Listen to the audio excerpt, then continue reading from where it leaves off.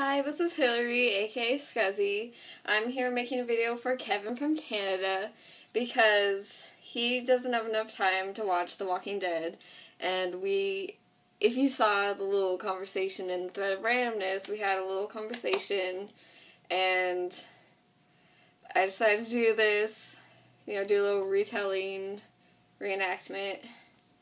I don't know how it's gonna go because I don't know what to do. I don't know if I'm supposed to do the series or just that episode by episode. So maybe I'll just start with the first episode and see where it goes from there.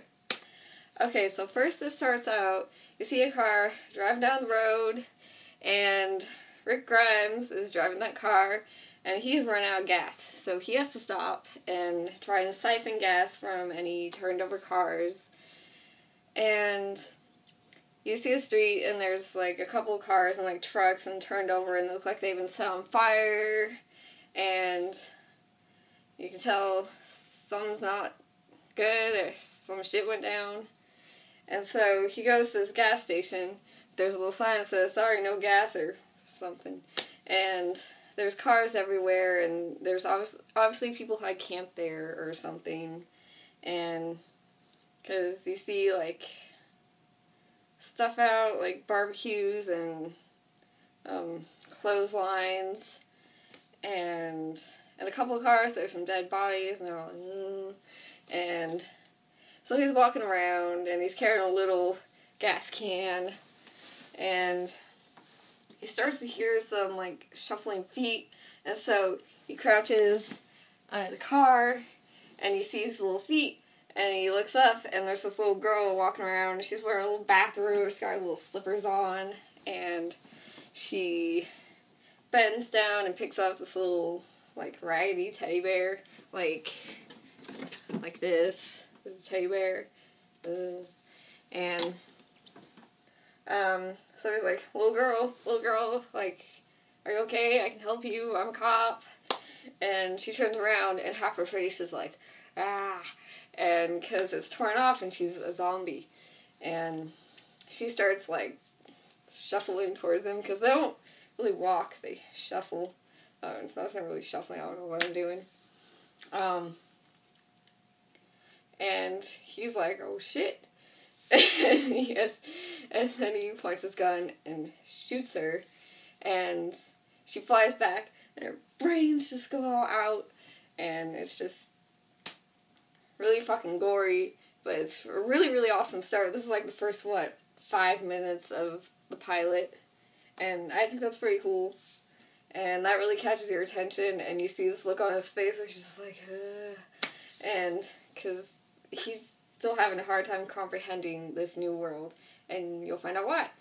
Okay, and then the whole intro starts, and it's just the dark music with the creepy scenes and the doorknob, like that doorknob, and then it goes, back in time, before the world went to shit. And so he's sitting in his cop car, he's like, a sheriff's deputy? I think that's what he is, Rick Grimes, sheriff deputy. And he's sitting there with his best friend and cop buddy, Shane Walsh. And they're sitting there, they're eating cheeseburgers, and Shane's talking about women and how difficult they are, and how they never turn off a light, because they turn on all the lights in the house, and then complain about global warming or some shit. But look, I don't have any lights on. This is all sunlight. Anyways, yeah, so he's complaining about women, and then he asks how Rick and Lori are doing. And Lori, of course, is Rick's wife, Lori Grimes, and he kind of starts to talk about how they've been having problems, they've been fighting a lot. And just that morning, she says something like, sometimes I wonder if you even care about us. And she said it right in front of their son, Carl. And Rick's like, that's the difference between men and women. I would never say something that cruel, especially in front of our kid. And then a little radio goes off, and they're like, oh shit, we gotta do cop stuff. And so they throw their food out the window. I don't know why they didn't just leave it in the car, because you could have eaten that later. So they're driving down the road, and then there's all these other, cops and their squad, or I don't know, whatever you want to call it. They were chasing this one car, and the car is just like driving crazy fast down the road, and it's just like swerving, and he's like, it's just a crazy dude. And so they pull up, and they pull out those spike things, like road spikes, whatever. Like, okay, here. Like, pretend this is it. Like, see, that's kind of what it looks like. And so they pull that, and they have the cars backed up, and they're hiding behind the cars, and they have the guns out, and they're waiting. And so the crazy guy's driving, and he hits the spikes, because I guess he doesn't see them, because if I were that guy, if he saw the spikes, if I were him, I would have, like, veered off the road into the grass, because, like, why would you want to drive over that? Okay, so the crazy guy drives over the spikes, and he just, like, flies everywhere. And this scene, like, really hit me. Like, the first time I watched the pilot, I was just like, holy shit. And because it's just, I don't know, you're just gonna have to watch it. Even Shane, he said, holy shit. Because it was just like, whoa.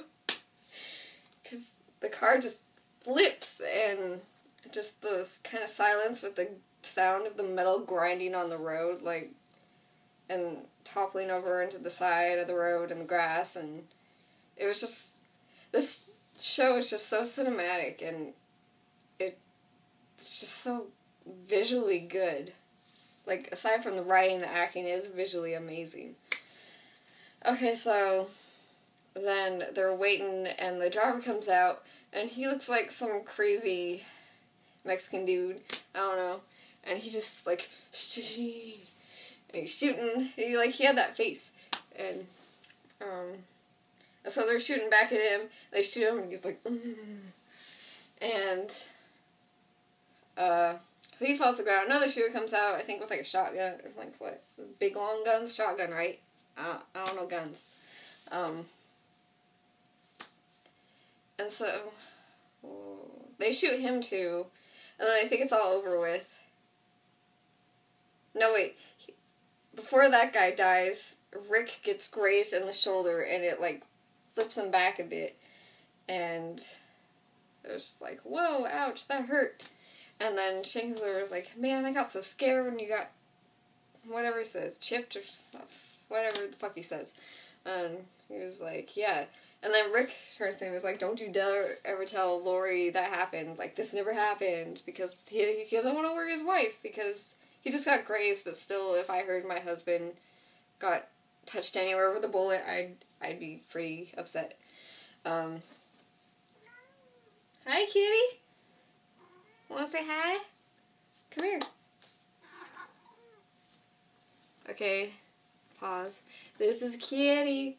Kitty, say hi. Okay, bye, baby. What's up? Okay. Where was I? Okay, so yeah, he's like, don't you ever tell Lori about that.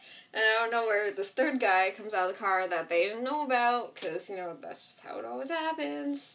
And he comes out and he shoots Rick, like, right here or here in the chest, but Rick's wearing a bulletproof vest, so he's safer, but still, it goes through and it hits him. He flies back, and Shane's like, Rick, he's been hit! And they rip open his shirt, and he's bleeding, and they're like, hang on, buddy, hang on, we're gonna get you some help. And then it goes into, like, a hospital scene where Rick's in bed, and everything's all hazy, and Shane's over him, and it's kind of like you can't really focus on him, and he brings him flowers, and he's telling the story about how someone from whatever picked him out for him, and then Shane goes off, and all of a sudden Rick wakes up, and he's, like, coughing and wheezing, and he's, like, trying to respond to Shane, being like, oh, did you pick that vase from your grandma? And making jokes